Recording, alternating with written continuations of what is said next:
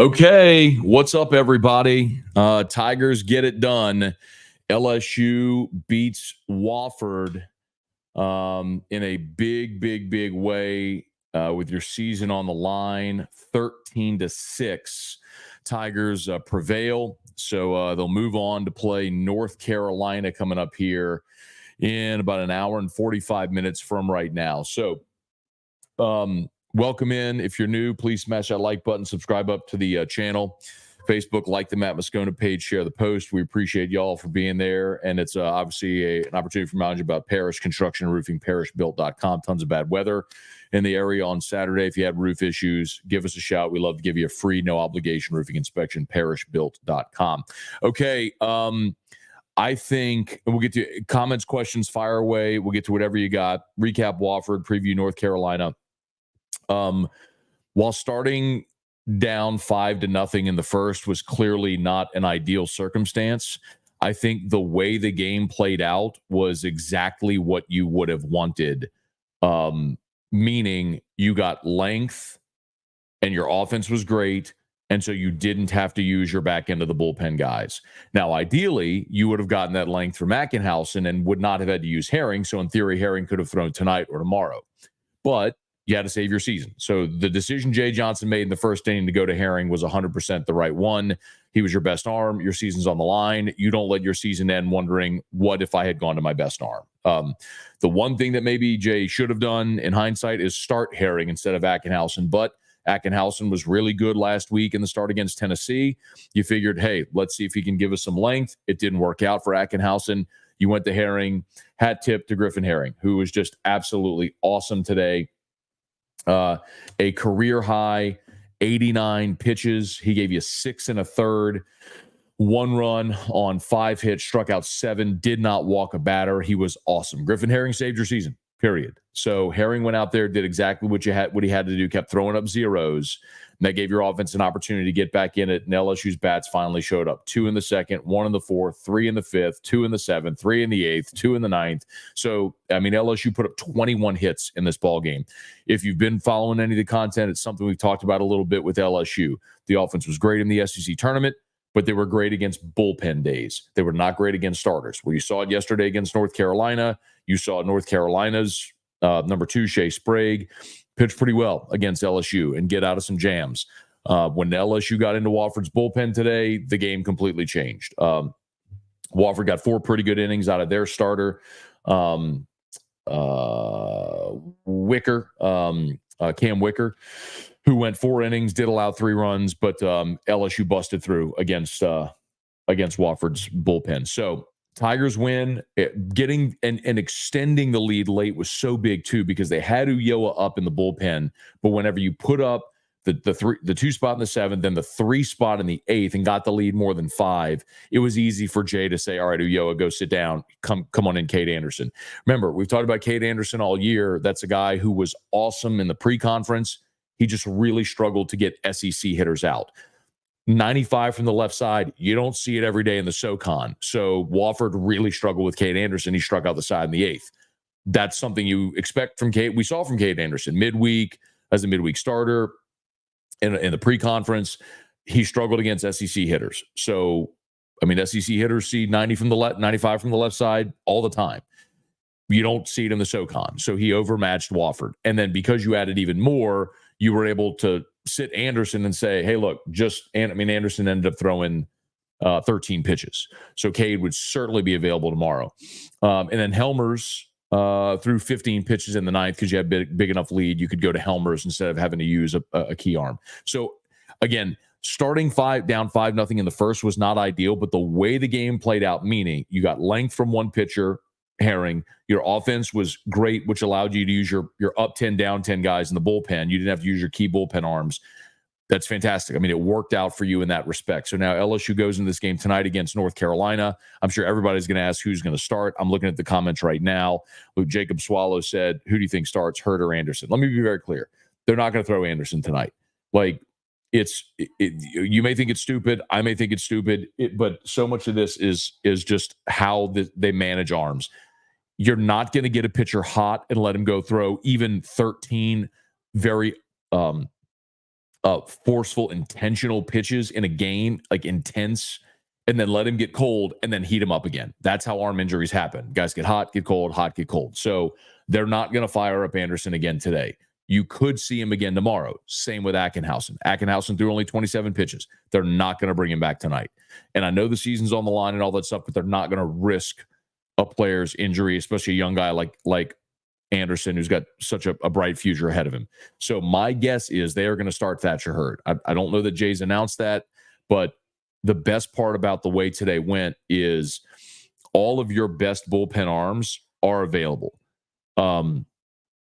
Meaning you can hopefully, if they start Herd, hopefully Herd gives you tons of length and has a channels whatever he had that allowed him to go 6 innings of 2-run ball against Florida in the national championship game. Wherever that Thatcher Herd has been, if he could show up tonight, that would be awesome. But after Herd, you've got Ulloa, Guidry, Lohr, Little's obviously not available for this regional. Dutton would be available tonight for sure. So the point being, if you could go some combination of Herd, Guidry, Ulloa, Lohr, Dutton, like you have enough arms. You have enough of your key arms to get you through this ball game if they pitch well and if your offense shows up. So you can get through today.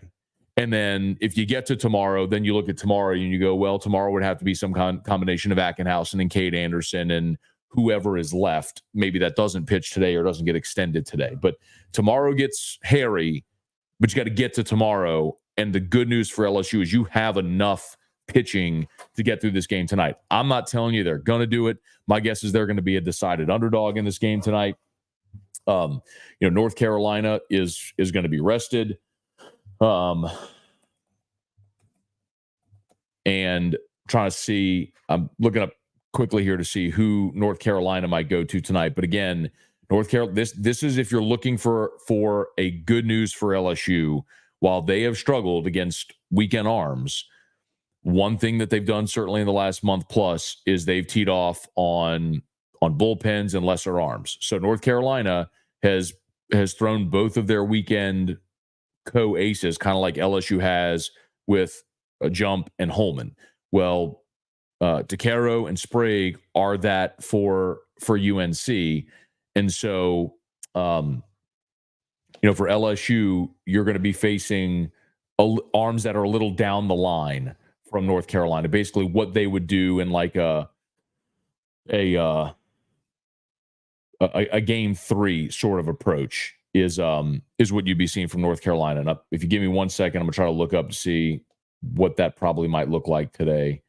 So, for example, in their last weekend series, they played Duke. They won game 3, 14-6, and they went with Aiden Haw started, then Matty Mateus, who would be available in relief as well. He pitched in relief in game 1, did not pitch against LSU yesterday. I would certainly assume Matty Mateus would be available, but Aiden Haw started for them in that game. He went 4 2/3. If he is the guy, looking at on the season,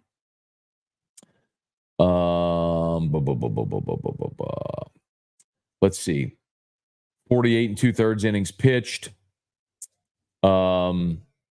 with an ERA of 4.07. 56 strikeouts and 48 2/3 innings pitched, 22 walks. So, guy that will put you on base, but his strikeout numbers are pretty good as well. So I think that's what LSU would see tonight. Okay, fire away whatever y'all got. Cliff, what's good? UNC, you're next. Dean, what's going on? Eli, Bubba, we need 20 hits a game for the next 2 games. I don't know if you need 20 hits a game, Bubba, but you do need to go out and score. You're going to have to give your pitching some support, some run support. And that was a really good look for LSU today. I mean, they swung it with confidence. I know a lot of people are going to ask, I haven't looked at it yet, but about what do you do with Travinski and Neal? So Travinski started the game 0 for 2, and they lifted him for Neal, and Neal ended up going Neil went 2 for 3 with 3 RBI and a walk, 2 for 3 with a walk. So Neil got on 3 times. Someone asked this morning about Travinski, and the point I made was Jay was going to go with Travinski because he's number 8. He's a captain. He's been a consistent contributor for you. And if this is the last game of your season, it could be the last game of his career. You're going to roll with him. And look, he went up and had 2 not great at bats, and so you lifted him for Brady Neal, who went 2 for 3 with 3 RBI and had a walk. And so if you're Jay going into this ball game, I think you have to have Brady Neal in the lineup. Now, do you catch Milazzo 18 innings today? I don't know. I'd say yes. You're going to want what? Well, you're going to be in the shot then. You don't want to be in the shot? You're wearing clothes? All right, Erica, there you go. I'm covering the camera. Get in there, Erica. Oh, they can see your legs. Oh, Erica, they can see your legs. They can see you like knee down. Oh, wow. Okay, she's gone now. Erica don't want to be on camera ever.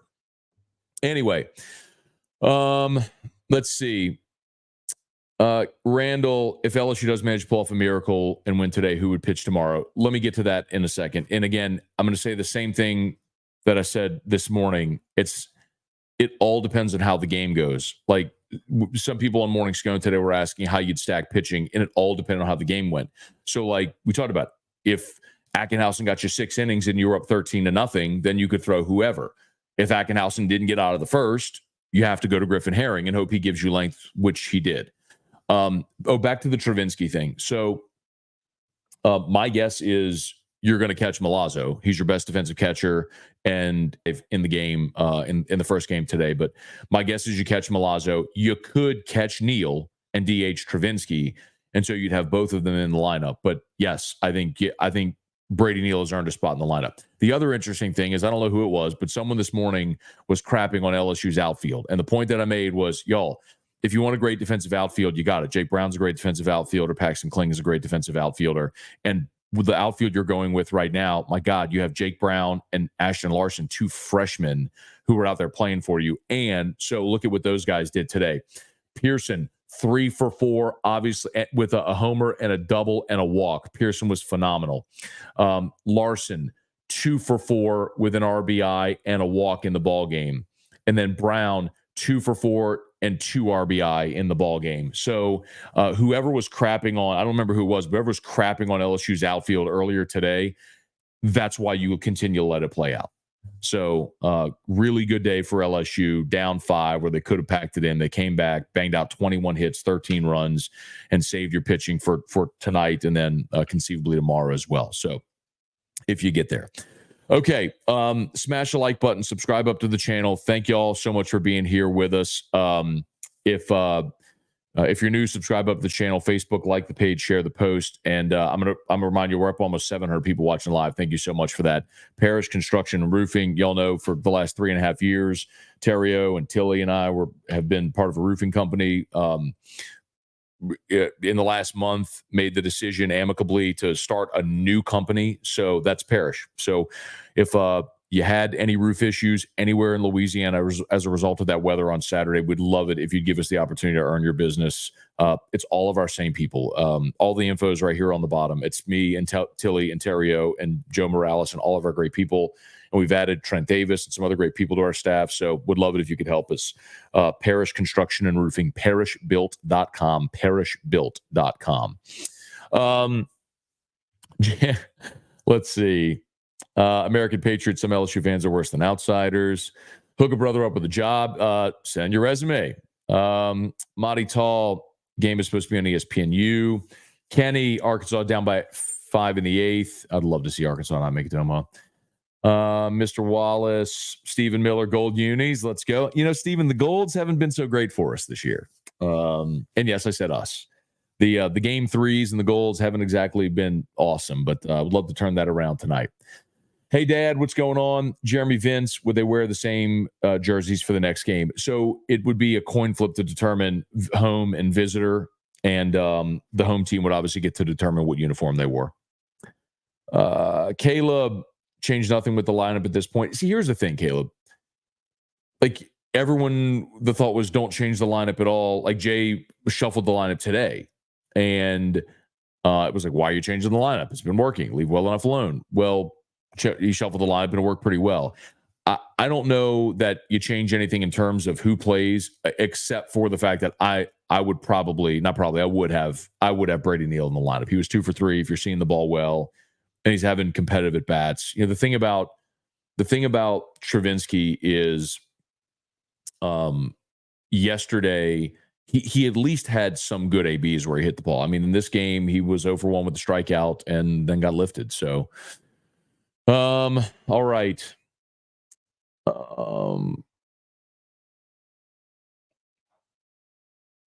Let's see. Getting through some of Larson has been great in the field. Larson's not been great in the field. Larson, like even yesterday and left, had that misplayed ball in the outfield. He's serviceable, but Kling and Brown are great, great outfielders. Go hat party upon us now. I'm calling it. Yeah. So if we do see LSU win this regional, LSU, I'll reiterate this. So with Arizona losing, LSU, regardless of who comes out of Tucson, LSU would be the higher seed, and I can confirm did put in a regional bid. So LSU would host the Super next week if they're able to get it done. Now, you got a lot of work to do. I mean, you got 18 innings of baseball ahead of you. And it starts here in about an hour and a half where you're going to play North Carolina, who's going to be rested and have essentially everyone available to them. For LSU, it's going to have to be something like we saw last year in Omaha, where you weren't expecting to get 6 shutout innings from Ackenhausen. After Javen Coleman struggled against Wake, you weren't expecting to get, was it 4 2/3 from Griffin Herring, but you did. So, Herring gave you the opportunity. Now it's got to be Thatcher Herd. If you get to tomorrow, Kade Anderson, my guess is today it's Herd. It's Herd, Ulloa, Dutton, some combination there, and Guidry, Lower. I think those are the guys you're going to use tonight against North Carolina to get through it. And Jay's going to have to manage that staff and manage his behind off tonight, and really over manage every pitch, because you can't allow a situation like last night where Vance Honeycutt is up and Holman gets you through 6 2/3, strikes out 11, but because of a few miscues in the field and two bad pitches, you lose the game.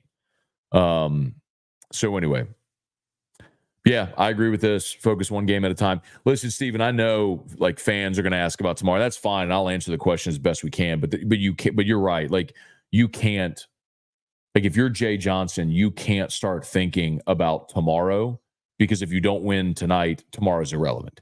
So it's do whatever you have to do at all costs to win tonight, and then you assess what you have left and you put together a plan for tomorrow. That's why right now, the best option that LSU has available for them right now to go start this game is going to be Thatcher Herd. It's Thatcher Herd or Sam Dutton. I mean, those are your best options. Someone on Twitter did ask me about Javen Coleman. I want just to point out, like, Javen Coleman, before the SC tournament when he threw against South Carolina, the last time Javen Coleman threw against SEC competition was against Vanderbilt on April the 6th. And since April the 6th, he only had 2 appearances against UNO and Grambling. My point is, Javen Coleman is not one of your arms that you're counting on right now.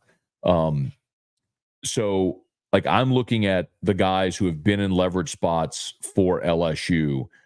And one of them it's not Javen Coleman. Like, you can ask me about him, but I mean, Jay Johnson has shown you who the guy, like, what I always say, actions speak louder than words. Look at what the guys that Jay Johnson has gone to. Again, you shrink your staff when you get into the postseason. There's the 7 or 8 guys that you count on, and then you have your up 10, down 10 guys. Like, if the game's out of hand one way or the other, you go to that. That's why we saw Kade Anderson and Will Helmers in the 8th and the 9th, respectively, in this game, because LSU was up so big. They had Fidel Ulloa up in the 6th to come in for Herring. And then when LSU built its lead and Herring went back out there for the 7th, they said, Ulloa, sit down. Kade Anderson went in through the 8th. They scored more. Helmers went in there and pitched the 9th. So I do not think, Ryan, I do not think Chase Shores is even available. I do not believe he's on the active roster for this regional. So you literally can't see him. So can Little impersonate someone for tonight? Any noticeable fatigue in Monster or Tanks they should be able to get out there, get us to tomorrow?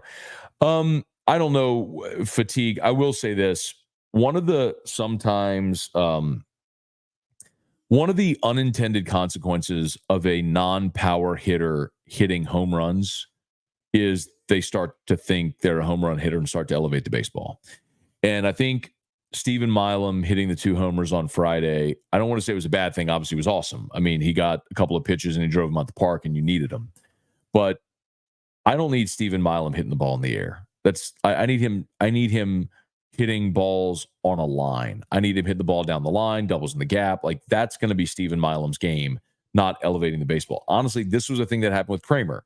And we talked about it a lot then. Kramer could run the ball out of the yard, but Kramer was so much better when he was legging out a double. And putting pressure on a defense to account for him on the base paths. But you'd hit a homer, and then all of a sudden you start to see him elevate baseballs. And I think there was a little bit of that in Milam in this first game today. So he did get a knock late in the game. Milam went 2 for 6.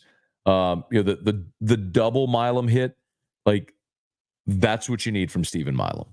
Like, rope a ball down the line and take 2, and then make them account. Put pressure on a defense with you on the base. So, all right, smash the like button if you would. Subscribe up to the YouTube channel. Facebook, like the Matt Moscona page. Share the post. Look at Jason Robertson there in Copperopolis, California. Look it up. I love it. All right, what else we got? Austin Kidder. How about Kade Anderson looking like a big leaguer in the 8th? Look, the thing about Kade Anderson, and this has been his MO all year, and that's why I tweeted, I love the decision to go to Kade when they did in the 8th. Kade Anderson, not going to tell you, I'm going to show you. So Kade Anderson this year, at the beginning of the season, was just flipping awesome in the pre-conference and when he was your midweek starter. Here were his outings. And then by contrast, I want to show you what happened when he went up against SEC competition. So Kade Anderson, Central Arkansas, 4 innings, 1 run on 3 hits. Rice, 5 innings, 3 runs, 3 hits. Southeastern, 5 innings, 1 run, 2 hits. Struck out 13 in that game, by the way, against Southeastern. North Dakota State went 2 2/3, 1 run on 2 hits.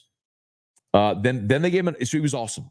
His first 4. His first 4 outings, he was awesome. And they're like, okay, we're going to give you a shot of the bullpen in conference play.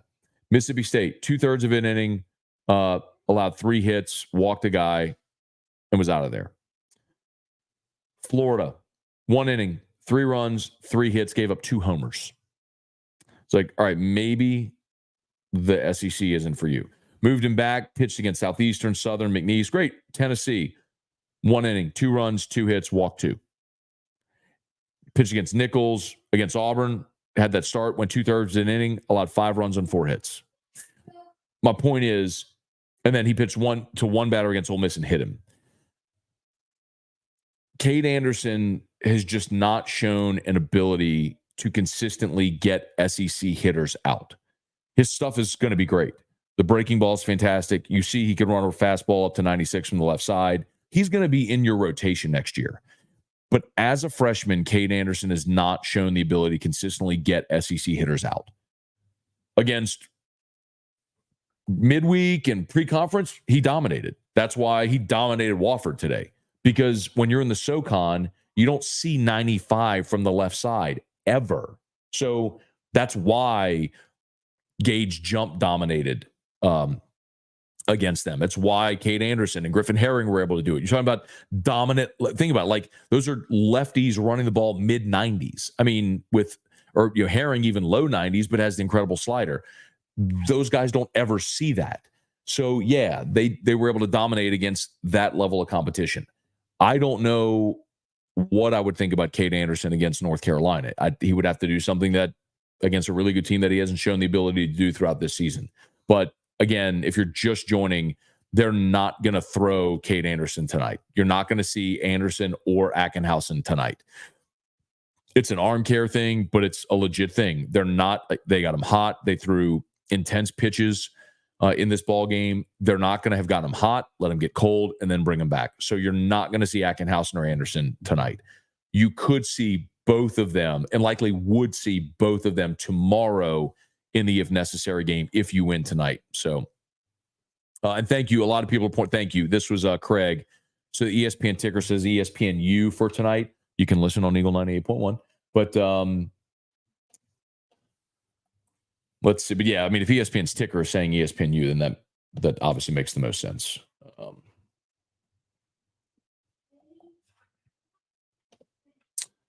I'm trying to see that. Let's see. Yes, it's confirmed. LSU's tweeted as well. So 5 p.m. first pitch on ESPNU television if you want to watch it there. So thank you for that. Release the jingle and then the shirt, Maddie. People are demanding bass and drip. Call it Parish. Thank you, Gorilla. We got plenty of swag. That's for sure. We got plenty of hats too. So, all right. Scott asked for a companion show. Scott, we can't do a companion show. I wish I could, but the long story short is Guarantee Media is a media partner with LSU, the LSU Sports Radio Network, right? So like Eagle 98.1 is one of our properties. So we are partners with LSU. Back in 2021, when we were doing the companion shows throughout the North Carolina or the Oregon regional, whenever our contract came due again, part of the stipulation that LSU put in there was that we not do companion shows because they see it as us creating competition for their broadcast. And I was like, okay, well, I'm not doing it on the ESPN channels. I'm doing my personal channel. They can't tell me what to do on my personal Facebook and YouTube and all that stuff. But they put that in there as a criteria as well, that none of our ESPN talent could do companion shows or anything. So that's why we don't do companion shows. I would love to do it, but that's why we don't do it anymore. Let's see. Palermo, UNC's number 3 starter. Is he a righty or a lefty? If he's a righty, no brainer, have Neil DH. So,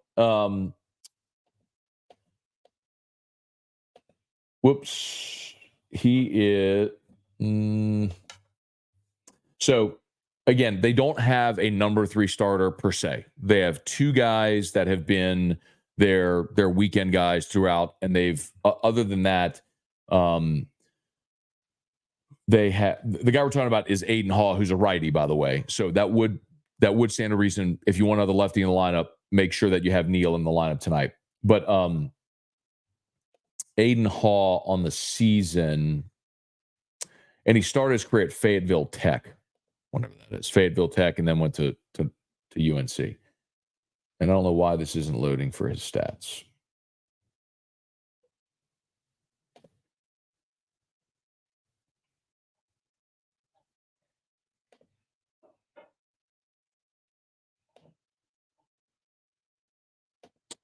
North Carolina's website sucks, y'all.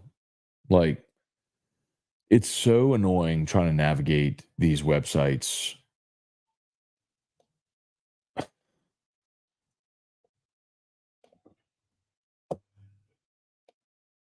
Anyway, I think Aiden Haw would probably be the guy. 6'6" junior, righty. Started his career at Fayetteville Tech in his first season at UNC. God, their website sucks so hard.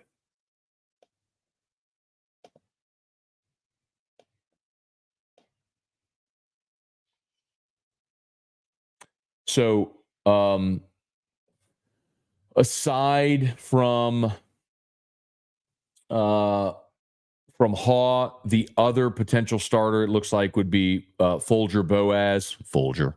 He's got a 5.77 ERA. He started all 9 of his appearances here. Starts 39 innings pitched on the season, 38 strikeouts, 19 walks. So I think you're probably seeing one of those 2 guys. But the best arm out of the bullpen that you'd probably see would be Matty Mateus.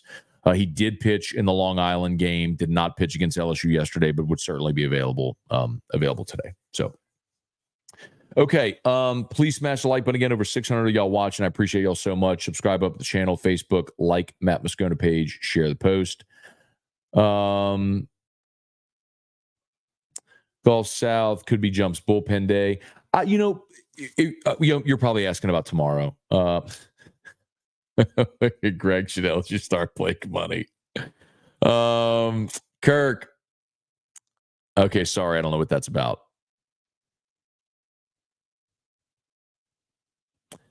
Matt, do you think that one commentator during the game sort of sounded like T-Bob? Didn't think of it at all, honestly. Okay, so it is Herd starting tonight. I mean, it makes the most sense. It's what we've talked about. It's what I tweeted. It's where we started the show. Like, when you look at your options available, that's the best option you have available. So let's look at Herd. The thing about Thatcher Herd is, man, he was so good at the end of last year. And we all, with Thatcher, point to the game in the College World Series against Florida, the championship game, where it went 6 innings of a 2-run ball. And he was awesome that day. There's no denying. Like, he was awesome that day. But he was really awesome that entire postseason in the last month plus. Like, just looking at it, at Georgia, he went 5 innings of 2-run ball. South Carolina went 5 1/3, 3 runs on 4 hits. In the regional, he went against Oregon, struck out 12. Now, remember, he did give up 4 runs on 7 hits, but he struck out 12 in that regional game. Then against Wake, in relief in the first one, he gave you 3 innings of 1-run ball. Then faced Wake again in the 2-0 win, the Tommy Tanks walk-off. In that game, he gave you 3 innings, no runs on 1 hit. And then he pitched the championship game where he gave you 6 innings of 2-run ball on 2 hits, struck out 7, walked 2. So really, dating back to the last weekend of the regular season against Georgia and then into the SEC tournament against South Carolina, the regional against Oregon State, he didn't pitch in the Supers against Kentucky, but then 3 outings in Omaha. Thatcher Herd was awesome for the final month of last year. For the final 5 weeks of last year, Thatcher Herd was awesome. And we went into and we know the stuff is there. Coming into this season, MLB.com had their prospect rankings, and Thatcher Herd was like a top 30 prospect in the country coming into this season. So we all looked at this year and said, all right, Thatcher Herd's going to be your Friday night guy. And you started off this season that way, and it just really didn't go well. And by the time you got 2 weeks into SEC play, against Florida, he allowed 5 runs on 6 hits and 4 2/3. And from there, we just didn't see him again. And from that Florida game, the longest outing he's got is 2 innings against UNO. So, forgive me, he went 2 against South Carolina in the conference tournament as well. But,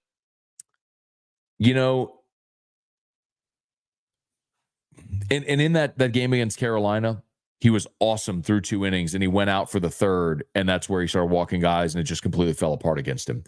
So I don't know what you can get from Thatcher Herd tonight. I'm not sitting here making a bold prediction about Thatcher Herd that he's going to give you 6 innings of shutout ball or anything.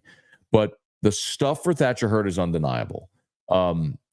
Like, if just from a strictly scouting stuff standpoint, his stuff is the best on the team. He just has never, I shouldn't say never, this year, he has not been able to consistently put it together. This would be a great time to do it when your team absolutely has to have it. He did it last year in Omaha, but again, he did it last year all throughout the postseason. So Herd gets the ball tonight. After Herd, you've got Ulloa, Lohr, Dutton, Guidry. You got plenty. Like, you have plenty of arms to get through this ball game tonight.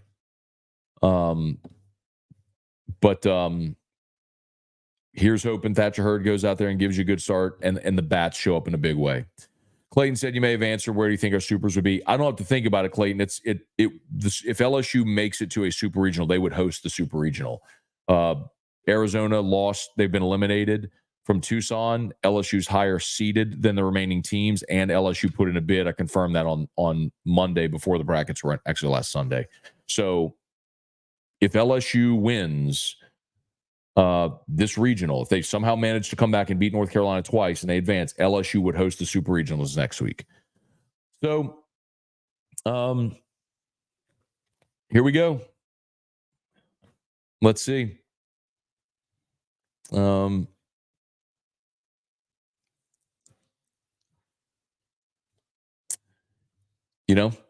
Out of the losers bracket, you got to win 3. And of the 3, you already got 1. So go get this one tonight. See if they can do it. All right. Anything else? Yep. I'm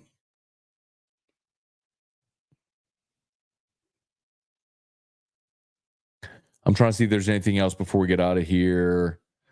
Might be just about done. Okay, y'all. Yep. Let's bounce. Okay. Thanks so much for watching. Again, please smash that like button, subscribe up to the channel, Facebook, like the Matt Moscona page, share the post. Again, just another quick reminder. I got Parish pinned in the YouTube chat. If you're on Facebook, please like the Parish page as well. I'll make sure I include that in the link as well. Parishbuilt.com. If you had hail, high wind, heavy rain from all that bad weather on Saturday, we'd love anywhere in the state of Louisiana. We'd love to give you that free, no obligation roofing inspection. Parishbuilt.com. Parishbuilt.com. Greg, it would have to be tomorrow. Alden guaranteed the Monday, if necessary, win back in 2014. Jeremy, you're gonna come back on tonight. I'll plan to, Jeremy. Let's do it, man. I'd be happy to. Hopefully we're celebrating a Tiger win and we're talking about what tomorrow would look like. So, okay. Kevin, on a scale of 1 to 10, where are you making it to tomorrow?